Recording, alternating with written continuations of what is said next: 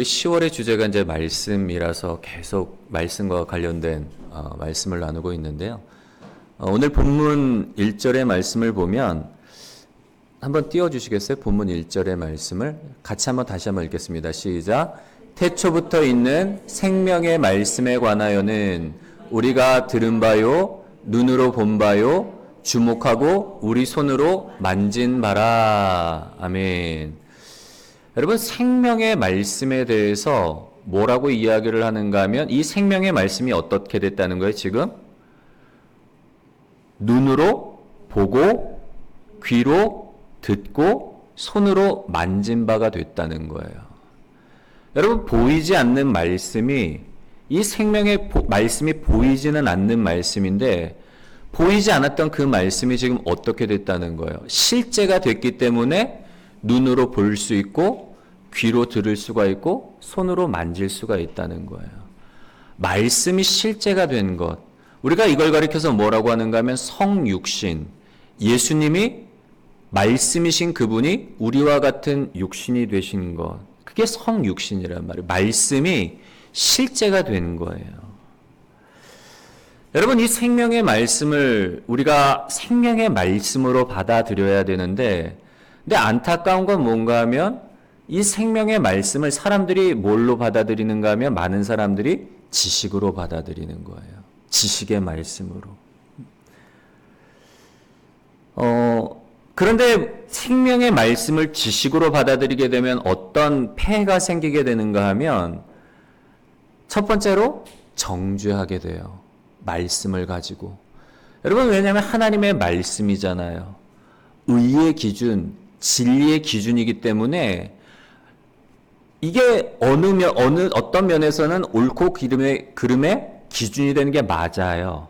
근데 문제는 뭔가 하면 사람들이 이 말씀을 지식으로 받아들일 때는 이 말씀을 가지고 단순히 옳고 그름을 분별하는 것을 넘어서서 뭐 하게 되는가 하면 정죄. 너 그거 아니야. 너 그거 잘못됐어. 단순히 옳고 그름을 넘어서서 정죄하게 되는 거예요. 여러분, 이게 바로 이제 선악과 사건인데요. 아담과 하와가 범죄한 이후 하나님의 말씀에 불순종해서 선악을 알게 하는 열매를 따먹은 이후에 어떻게 돼요? 서로 정죄하잖아요. 쟤 때문에 이렇게 됐어요. 제가 잘못했어요. 제가 죄인이에요. 여러분, 말씀, 생명의 말씀이잖아요. 그러면 이 생명의 말씀을 가지고는 뭘 해야 될까요? 살리는 일. 생명의 말씀 가지고는 뭘 해야 되는 거예요? 살리는 일을 해야 되는데 생명의 말씀을 지식으로 받아들이면 어떻게 돼요? 옳고 그름을 가지고 정죄하고 비판하고 죽이는 일을 하게 되는 거예요. 성경에서 대표적인 예로 든다면 예수님 당시에 서기관들과 바리새인들과 종교 지도자들.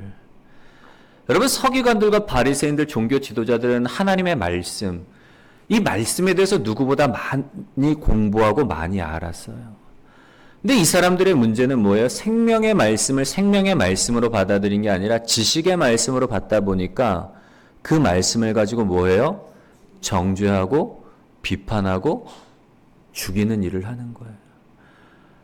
말씀을 주신 이유는 살리기 위해서 주셨단 말이에요. 근데 안식일을 거룩히 지켜라. 여러분, 안식일을 지키는 건 뭐 때문에 그런 거예요? 우리를 위해서 주신 규정이에요. 근데 단순히 안식일 문제 가지고 예수님이 어긴 것도 아니란 말이에요. 안식일의 규정을 말씀하시고 안식일을 제대로 살도록 가르쳐 주셨음에도 불구하고 이 사람들은 문자 그대로 받다 보니까 별거 아닌 거 가지고 꼬투리 잡아서 오히려 예수 그리스도를 죄 없는 그분을 어떻게 해요? 죄인 만들고 이방인의 손에 넘겨서 십자가에서 죽게 했단 말이에요. 누가 그런 거예요, 여러분? 말씀 박사들이. 말씀에 대해서 누구보다 잘 알았던 서기관들, 바리새인들, 종교 지도자들이 말씀의 참된 의미, 말씀의 정신을 모르니까 지식의 말씀으로 받다 보니까 그 말씀을 가지고 정죄하고 비판하고 죽이는 일에 사용했던 거예요. 여러분, 말씀을 우리가 지식으로 받게 되면은 정죄할 뿐만 아니라 어디로 연결되게 되는가 하면 교만에 이르게 되는 거예요. 어떻게 보면 정죄하는 것 자체, 그 이면에 이미 교만이 들어있을 수도 있는데, 말씀을 가지고, 생명의 말씀을 가지고 살리는 일이 아니라 지식의 말씀으로 받고 그것을 가지고 옳고 그름을 따지면서 누군가를 정죄하고 비난하다 보면 어떻게 돼요? 내가 어떻게 돼요? 교만하게 되는 거예요. 고린도전서 8장 1절의 말씀을 우리 한번 읽어볼까요? 시작. 우상의 제물에 대하여는 우리가 다 지식이 있는 줄을 아나 지식은 교만하게 하며 사랑은 덕을 세우나니. 우상의 제물에 대한 논란이 고린도 교회 안에 있을 때에 어떤 사람들은 그래요. 나 성경 지식이 있어. 야, 그거 아니야. 그 우상에게 바친 제물인데 막 비난하고 정죄하는 거예요. 바울은 뭐라고 이야기를 하죠? 믿음으로 받은 것은 모든 것이 가하다는 거예요. 믿음 안에서 바울은 뭐 이방인의 모습을 취할 줄도 알고 유대인에게 유대인의 모습으로 취할 줄도 알고 여러 가지 형편으로 할 줄 알지만, 그러나 바울은 그 믿음을 가지고 자유로, 개인의 자유를 위해 쓰는 것이 아니라 오히려 배려하고 상대방의 믿음을 살리기 위해서 쓰는 모습을 볼 수가 있단 말이에요. 여러분, 바울만큼 지식이 있었던 사람이 없잖아요. 주님을 만나고 바울은 생명의 말씀, 지식의 말씀이 아닌 생명의 말씀에 친히 하나님께서 가르쳐 주시고 부에 처할 줄도 알고 빈에 처할 줄도 알고 일체에 자족하는 비결을 배울 정도로 이 말씀에 대해서 깊이 깨달은 바울이 보여준 게 뭐예요? 겸손과 낮아짐이에요. 섬김이에요. 여러분, 교만에 대해서 성경은 뭐라고 말하는가 하면 교만은 멸망의 앞잡이고 패망의 선봉이니라. 생명의 말씀을 지식의 말씀으로, 단순히 지식적인 말씀으로 받아들일 때에 우리가 사람들을 정죄하게 되고 비판하고 죽이는 것뿐만 아니라 우리 자신도 그 교만함으로 인해서 마지막엔 어떻게 된다는 거예요? 망하게 된다는 거예요. 왜냐하면 그 생명의 말씀을 제대로 활용하지 못하기 때문에, 생명의 말씀을 알지 못하기 때문에. 여러분, 우리가 그렇다면 생명의 말씀을 가지고 살리는 말씀으로 받기 위해서, 그리고 이 생명의 말씀이 우리의 삶 가운데 살리는 말씀으로 작용하기 위해서 필요한 일이 뭔가 하면, 저를 따라서 한번 고백해 볼까요? 말씀을 제대로 알아야 한다. 네.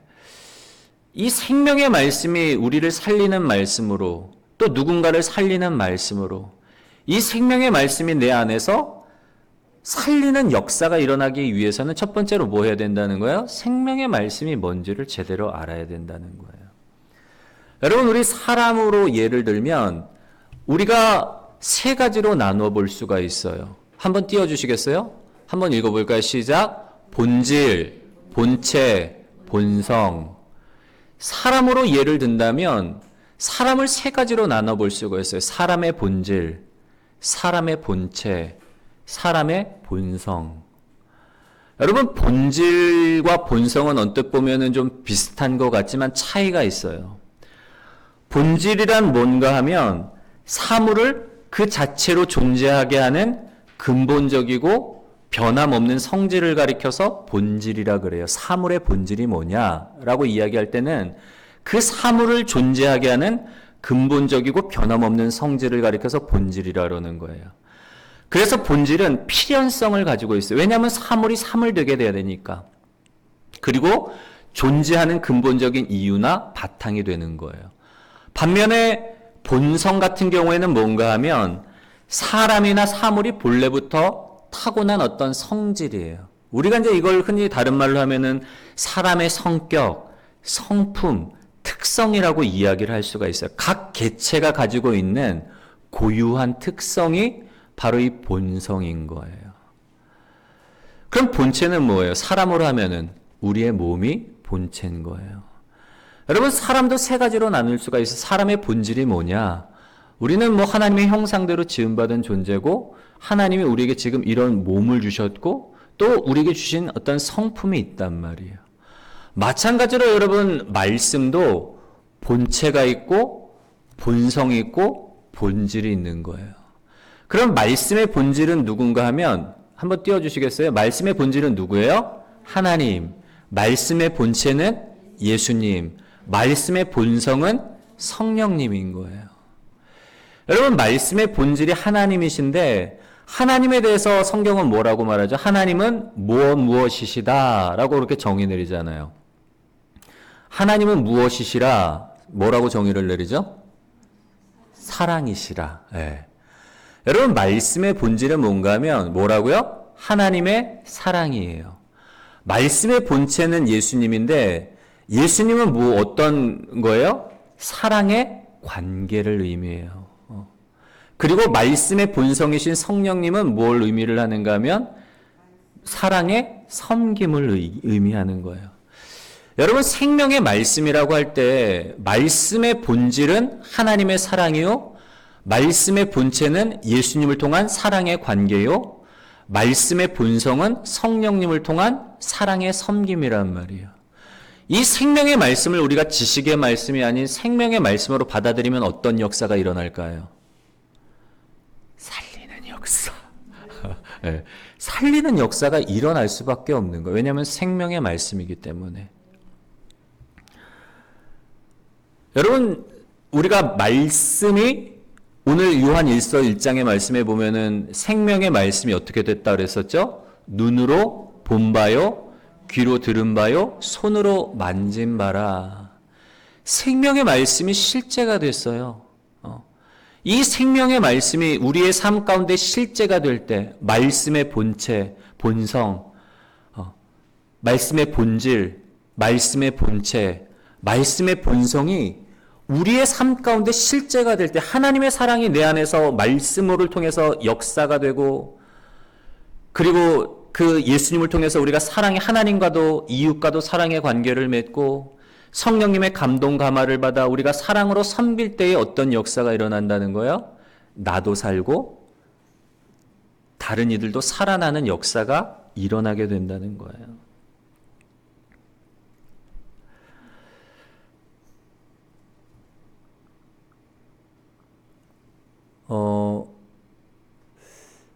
어제 이제 새벽에 기도를 하는데 문득 기도를 하는데 하나님이 좀 그런 마음을 주시더라고요.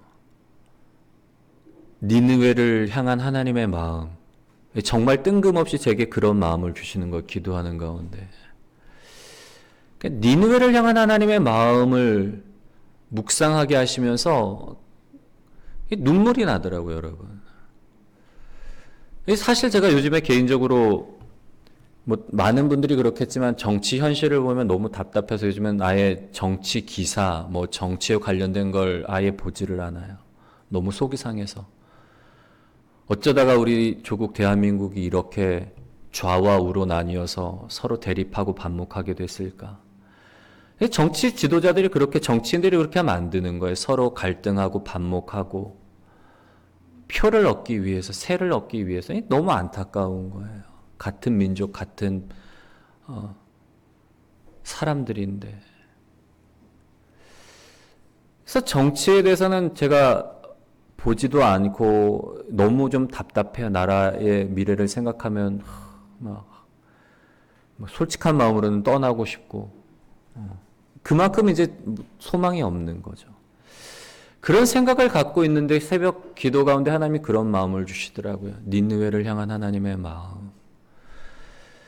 여러분, 니느웨가 죄악으로 가득한 성읍이었잖아요. 심판을 눈앞에 둔 성읍. 근데 그 성읍을 하나님이 어떻기 때문에 요나를 보내시는 거예요? 사랑하시기 때문에. 죄악으로 가득 찬 그 성읍. 아무도 하나님을 찾지 않는 그 성읍. 우상 숭배가 만연한 그 성읍. 그럼에도 불구하고 그 성읍에 살고 있는 그 사람들, 좌우를 분별하지 못하는 어린아이 같은 그 사람들을 사랑하기 때문에 지지리도 말 안 듣는 요나를 보내신단 말이에요. 가서 선포하라고. 심판이 가까웠음을. 하나님이 이 백성을 사랑하심을. 새벽에 기도하는데 문득 니느웨를 향한 하나님의 마음을 주시면서 아, 하나님이 대한민국을 사랑하시는구나. 상처투성이 갈등의 골이 깊은 이 대한민국, 서로 미워하고 서로 정죄하고 이런 대한민국을 아직도 하나님이 사랑하시는구나. 그 마음을 주시면서 눈물이 나더라고요.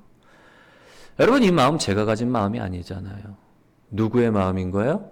하나님의 마음이란 말이에요. 하나님의 마음을 부어주시니까 실망하고 절망했던 마음이 어떻게 되는 거예요? 소망이 생기고 사랑하게 되는 거예요. 여러분, 생명의 말씀이 우리 안에서 실제가 나타날 때는 세 가지 역사가 일어나요. 첫 번째 뭐예요? 우리가 내년 주제에 대한 말씀을 나누면서 종교에서 생명으로 제가 말씀을 드리면서 말씀을 드렸잖아요. 우리가 종교가 아닌 생명을 새 생명으로 살아갈 때 일어나는 변화 세 가지가 뭐래요? 첫 번째는 뭐라 그랬죠? 변화의 역사가 일어난다 그랬잖아요. 변화. 여러분, 생명의 말씀이 우리 안에서 실제가 될 때 지식의 말씀으로 받아들이는 게 아니라 실제가 될 때 일어나는 첫 번째 역사는 뭔가 하면 변화예요. 변화. 내 성품이 바뀌게 된다는 거예요. 갈라디아서 5장 22절과 23절의 말씀을 우리 한번 읽어볼까요? 시작. 오직 성령의 열매는 사랑과 희락과 화평과 오래 참음과 자비와 양선과 충성과 온유와 절제니 이 같은 것을 금지할 법이 없느니라. 아멘. 여러분, 성령의 열매. 예수님께서 우리를 성전 삼아 우리 안에 거하시면서 예수님의 영인 성령께서 우리의 삶을 주도하실 때에 그리스도 예수를 믿는 순간 우리가 새로운 피조물이 됐잖아요. 하나님의 자녀가 됐단 말이에요. 하나님이 우리를 원래대로 만드신 그대로 우리 안에 이런 열매들이 맺혀지게 되는데 그게 뭐예요? 성품의 열매가 뭐예요? 다 성품이잖아요. 사랑, 희락, 화평, 자비, 양선, 충성, 오래 참음, 절제, 인내 다 성품이란 말이에요. 말씀을 보면 9가지지만 근데 성경을 보면 사실은 한 가지인 거예요. 영어 성경에 보면 어떻게 표현되어 있는가 하면 볼까요? Fruit of the Spirit is. 성령의 열매는인데 동사가 is 동사는 여러분 단수 동사일까요? 복수 동사일까요? 단수예요, 단수. 성령의 열매는 9가지 열매들이 나타나는데 근데 동사 영어 성경을 보면 어떤 동사를 썼어요? 단수 동사를 썼단 말이에요. 영어 성경은 원어 성경을 번역한 거예요. 원어의 단수 동사로 쓰여 있는 거예요. 여러분, 이 얘기가 뭘까요? 9가지 열매들이 사실은 다 한 가지 열매라는 거예요. 사랑의 열매라는 거예요. 자리마다 이 열매들이 다르게 나타나는 거예요. 절제해야 될 때는 절제의 열매가, 고난 가운데는 오래 참음의 열매가, 다툼의 자리 가운데는 화평의 열매가, 각 자리, 각 상황에 따라서 열매가 다르게 나타나는 거지, 모습이 다르게 나타나는 거지, 서로 다른 게 아니라는 거예요. 그래서 그렇게 이야기를 못하는 거예요. 나는 인내는 있는데 절제는 없어. 그렇게 말할 수 없다는 거예요. 사랑의 열매가 있으면 생명의 말씀이 내 안에서 하나님의 사랑이 내 안에 있고 예수님을 통해서 사랑의 관계를 맺고 성령을 통해서 사랑의 섬김을 살다 보면 이런 사랑의 열매들이, 성품의 열매들이 어떻게 된다는 거야? 내 안에서 자연스럽게 열매 맺게 된다는 거예요. 내 성품이 변하게 되어 있다는 거예요. 언제요? 생명의 말씀을 생명의 말씀으로 받을 때에. 두 번째로는 생명의 말씀이 내 안에 실제가 될 때는 어떤 역사가 일어나는가 하면 열매가 나타나는 거예요. 이 열매는 뭐로 표현할 수 있는가 하면 영향력이라고 표현을 할 수가 있어요. 여러분, 창세기 35장 8절의 말씀에 보면은 리브가의 유모에 대한 이야기가 나와요. 우리 한번 읽어볼까요? 시작.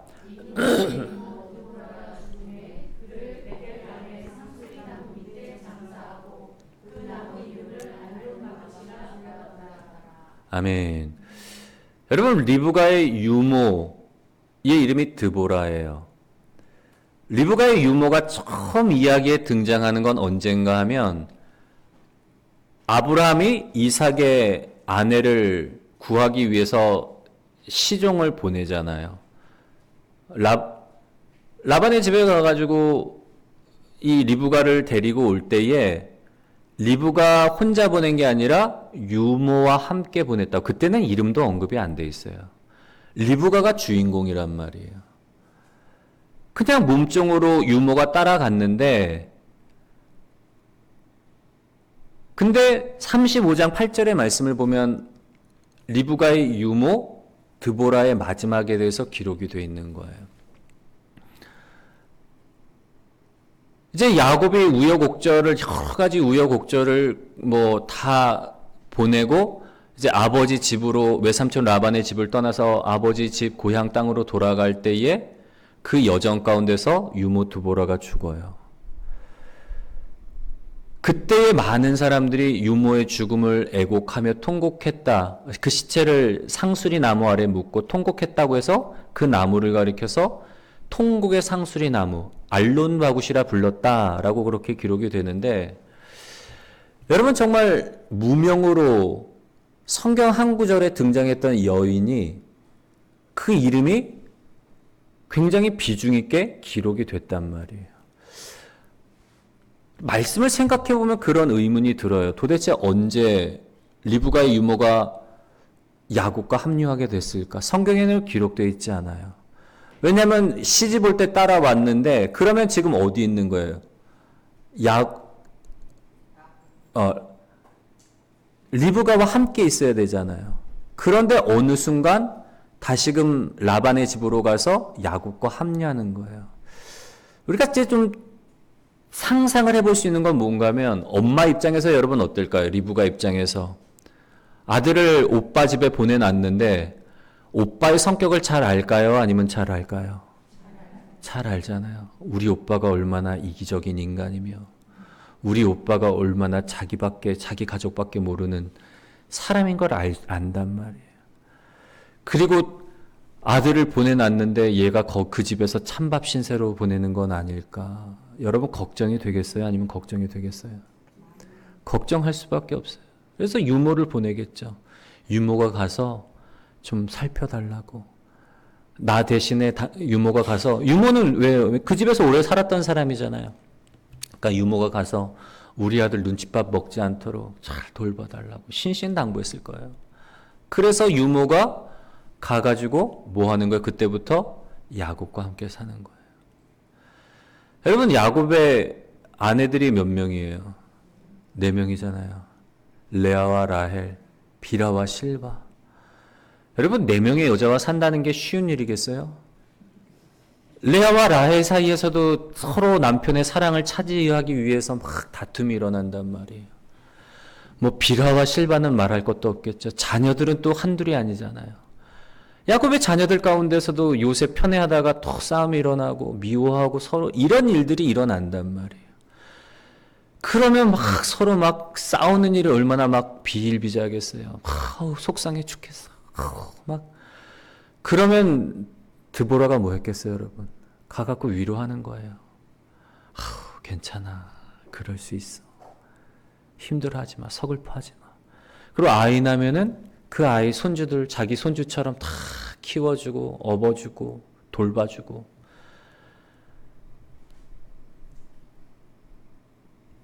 제가 이제 예전에 있던 교회 권사님 한 분이 이제 그런 이야기를 하시더라고요. 이분이 어릴 때 어떤 이유로 인해서 고아원에 맡겨진 거예요. 고아원에서 입양이 됐어요. 어릴 때 이제 고아원에서 이제 입양이 돼서 그 부모님이랑 살다가 나중에 한참 성년이 되고도 거의 한 50이 되어서 그 부모가 이제 찾아온 거예요. 아이를 찾아온 거예요. 그래서 그때부터 자기를 낳아준 부모님과 왕래를 하게 되는데 한 번은 그런 이야기를 하시더라고요. 아버지가 돌아가셨대요. 근데 장례식장에 갔는데 눈물이 안 나더라는 거예요. 자기를 낳아준 친부가 돌아가셨는데. 여러분 왜 그럴까요? 정이 없어서 그런 거예요. 걱정하시는 게 뭔가 하면 어머니 돌아가실 때도 이럴까 봐 자기가 너무 걱정된다고. 자기를 낳아준 어머니가 돌아가실 때도. 여러분, 아무리 낳아주고 아무리 해도 정이 없으면 누군가가 죽을 때 어떻게 해요? 감정이 생기질 않는 거예요. 오늘 말씀에 보면 뭐라고 나와 있죠? 창세기 35장 8절에 보면은 리브가가 죽었을 때 어떻게 돼요? 드보라가 죽었을 때, 죄송해요. 어떻게 돼요? 많은 사람들이 통곡을 하는 거예요. 왜 그랬을까요? 드보라가 그만큼 그 가족 안에서 어머니의 역할, 할머니의 역할, 사랑으로 그들을 섬겨주고 사랑으로 그들과 살았기 때문에 드보라가 죽었을 때에 애통할 수밖에 없는데 다 통곡을 하는 거예요. 모든 사람들이. 여러분, 이게 영향력인 거예요. 한 가족 안에서 무명의 사람이었지만 어떻게 보면 리브가가 성경에는 주인공처럼 보이지만 실제는 뭐예요? 마지막에는 오히려 드보라가 주인공이 돼요. 리브가의 죽음에 대한 기록도 되어 있지 않잖아요. 근데 드보라가 죽었을 때는 많은 사람들이 통곡하고 야곱과 그의 아내들과 자녀들과 함께 했던 모든 사람들이 통곡을 하는 거예요. 한 사람의 인생이 한 가족 전체에 영향력을 미친 거예요. 거기서 끝나지 않아요. 사사기 말씀을 한번 볼까요? 사사기 4장 4절과 5절의 말씀을 보면 읽겠습니다. 시작. 그때 랍비돗의 아내 여선지 드보라가 이스라엘의 사사가 되었는데 그는 에브라임 산지 라마와 베델 사이 드보라의 종려나무 아래 거하였고 이스라엘 자손은 그에게 나아가 재판을 받더라. 여러분, 시대를 훌쩍 뛰어넘어서 사사 시대예요. 사사 드보라에 대한 이야기인데 사사 드보라가 어디 거주했는가 하면 드보라의 종려나무. 여러분, 드보라의 종려나무가 알론바굿이에요. 리브가의 유모 드보라가 죽어서 그곳에 장사하고 애통했던 그 사건이 시대가 훌쩍 지난 다음에 계속 전설처럼 회자가 되는 거예요. 그 나무를 보면서 사람들이 알론바굿인데 그 사건들을 시대가 훌쩍 지났음에도 기억할 뿐만 아니라 거기에서 누가 태어난 거예요, 여러분? 사사 드보라가 태어난 거예요. 드보라의 엄마 아빠가 그랬겠죠. 아이가 딸이 태어났을 때에 너는 나중에 커서 리브가의 유모처럼 드보라 같은 인물이 되라 해서 드보라라는 이름을 져줬겠죠.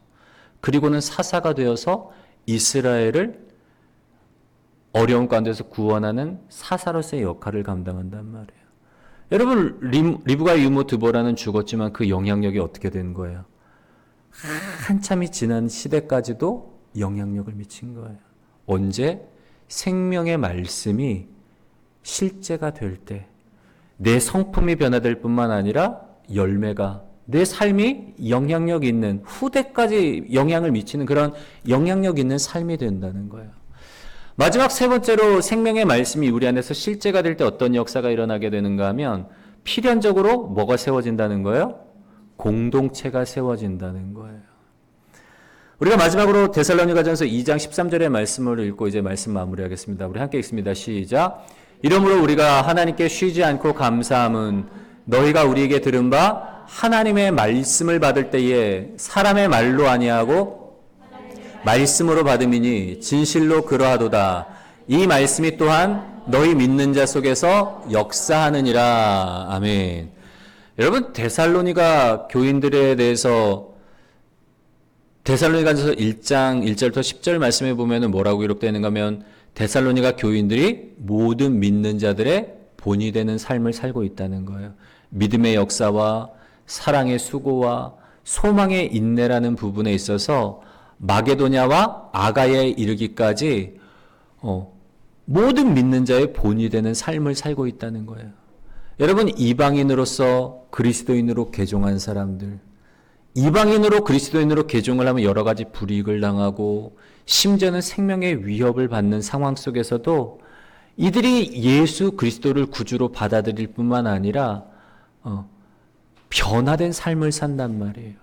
영향력 있는 삶을 사는 거예요. 성품이 변화되고 복음을 전해요.